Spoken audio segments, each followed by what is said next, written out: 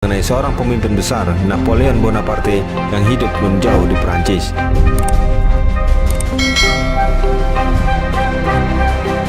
Jejak dari naskah-naskah sastra Jawa mengenai Napoleon Bonaparte tersebut hingga kini masih tersimpan di perpustakaan dan museum.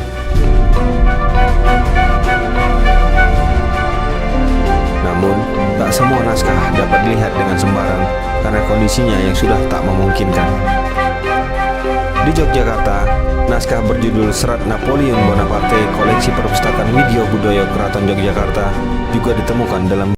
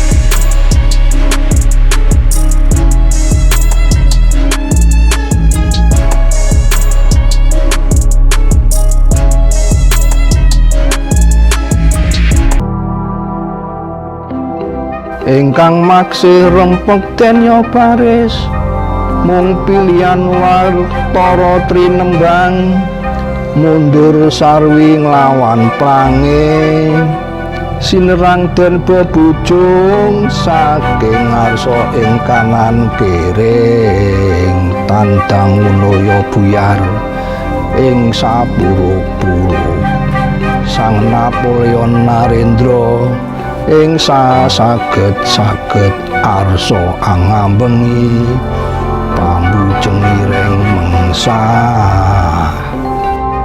Ini di sini diceritakan bahwa seperti tadi kalau mau berperang itu semua pasukannya, divisi-divisinya dilihat langsung, dicek langsung oleh komandannya Napoleon, lalu setelah itu komando untuk menyerang dibunyikan melalui genderang dung lalu semuanya dengan semangat berani matinya menyerang musuh. Sang Napoleon Narendra. Dalam masyarakat Jawa, sastra menjadi piranti seorang raja untuk mengalirkan nilai-nilai moral kepada masyarakatnya. Hal ini sejalan dengan etimologi kata sastra yang berasal dari bahasa Sangsekerta. Sejarah mencatat, kesusastraan Jawa mengalami perkembangannya justru ketika peran politik keraton dilucuti oleh pihak kolonial. Di bawah cengkraman kompeni, keraton lebih berfungsi sebagai pusat kebudayaan, alih-alih menjadi sentra politik yang menentukan. Disinilah keraton bergiat dalam upaya penciptaan, penyalinan, pemeliharaan, serta pewarisan naskah-naskah sastra. Dinamika tema-tema sastra di kalangan keraton pada masa itu dipengaruhi oleh relasinya dengan kaum kolonial kulit putih. Hal ini membuat penetrasi kisah-kisah dari peradaban barat lesap ke dalam sastra keraton.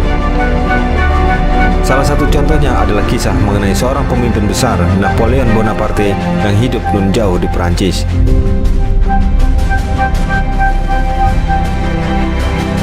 Jejak dari naskah-naskah sastra Jawa mengenai Napoleon Bonaparte tersebut hingga kini masih tersimpan di perpustakaan dan museum.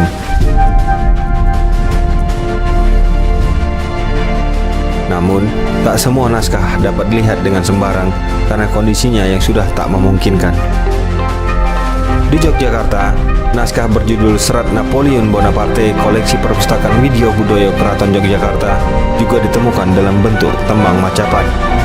Naskah ini diterjemahkan ke dalam bahasa Melayu hingga diterbitkan menjadi buku atas prakarsa para akademisi Universitas Gadjah Mada, Yogyakarta. Jadi ini pekerjaan saya laksanakan tahun 1999, dorongan dari Lembaga Indonesia Perancis.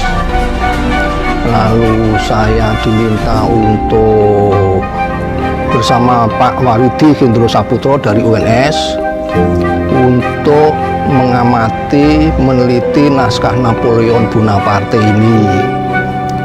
Waktu itu saya diberi dana ya mepet betul, karena sebenarnya tidak harus diterbitkan, tetapi mimpi saya ada penerbitan. Artinya ini hanya merupakan produk awal, penelitian awal yang sangat elementer. Dalam versi ini dimuat Napoleon waktu kecil, kemudian masuk militer, masih muda itu masuk militer, lalu naik menjadi jenderal, menjadi kaisar, raja Prancis, lalu menguasai Eropa, berperang melawan koalisi sampai koalisi 7. Hebatnya itu untuk ukuran orang Prancis, Napoleon itu kecil tapi otaknya betul-betul brilian. Waktu peluncuran dari hasil pengamatan ini, saya rekomendasikan alangkah bagusnya kalau naskah Napoleon ini diketoprakan atau difilmkan.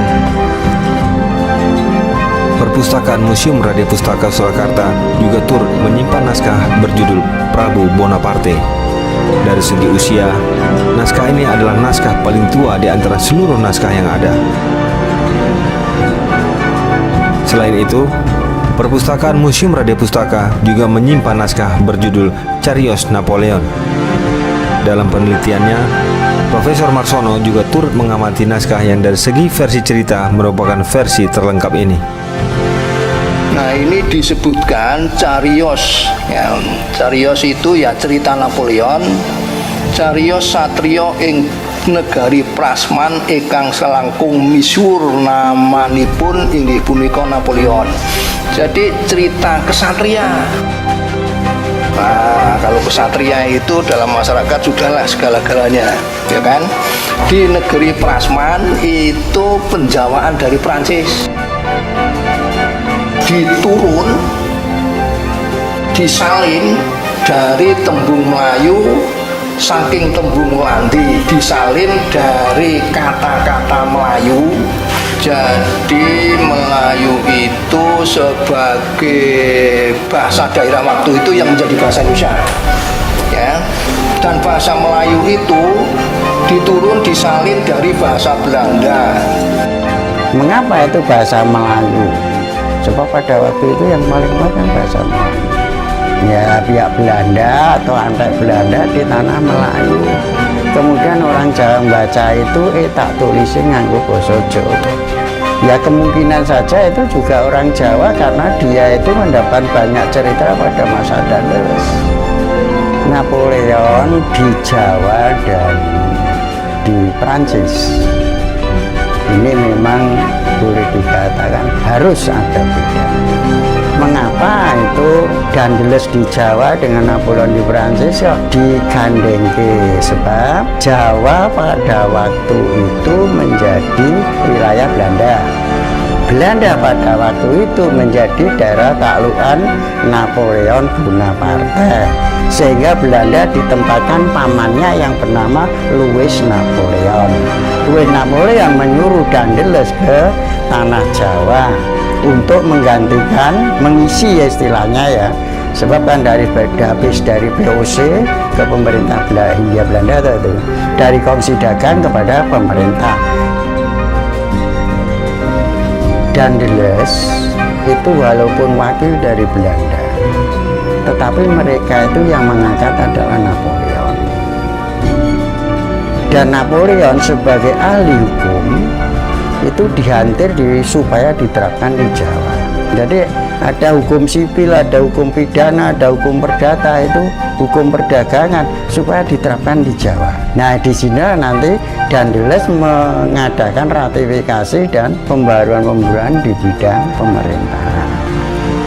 Tak hanya prinsip kesetaraan atau egalite di bidang hukum, Daendels menjalankan tugasnya berdasarkan prinsip lain dalam ide revolusi Prancis, yakni prinsip kebebasan atau liberté. Ia memerdekakan para budak belian dan menjadikan mereka tentara pribumi, sebagaimana nota arahan dari Napoleon Bonaparte. Daendels pun mengganti bendera Belanda dengan bendera Prancis, serta mengganti sumpah setiap pejabat baru di tanah Jawa. Inti dari sumpah tersebut adalah bahwa para pejabat di tanah Jawa bersetia penuh terhadap pemimpin besar Kaisar Napoleon. Sosok Napoleon Bonaparte yang lekat di batin para raja Jawa melatar belakangi kehadiran jejak-jejaknya di tanah Jawa. Bahkan, terdapat pula cenderamata dari sang kaisar untuk kelahiran putra Pakubuwono IV yang kini menjadi koleksi Museum Radia Pustaka. Tak mengherankan jika nama sang kaisar turut mengabadi dalam lembar naskah-naskah sastra Jawa. Nah, kenapa itu para raja itu menulis, mendokumentasikan? Tampaknya kalau dugaan saya, Napoleon aja bisa melawan Eropa dan menang berkali-kali, itu memberikan semangat kepada para warganya bahwa kita pasti bisa berhasil mengusir penjajah. Dengan semangatnya itu, tampaknya ada unsur begitu, Bu. Nilai patriotisme yang dikandung dalam kisah Napoleon masih relevan sampai hari ini. Namun, penelitian terhadap keseluruhan naskahnya hingga sekarang belum pernah dilakukan. Salah satu hambatannya adalah karena kondisi fisik dari naskah-naskah tersebut tak lagi kuasa melawan waktu. Adalah sebuah kehilangan besar ketika karya sastra berusia ratusan tahun semacam ini tak lagi dapat dibaca tanpa sempat dikaji, apalagi didigitalisasi. Program-program restorasi dan preservasi naskah sastra Jawa telah menjadi kebutuhan yang tak lagi bisa menunggu.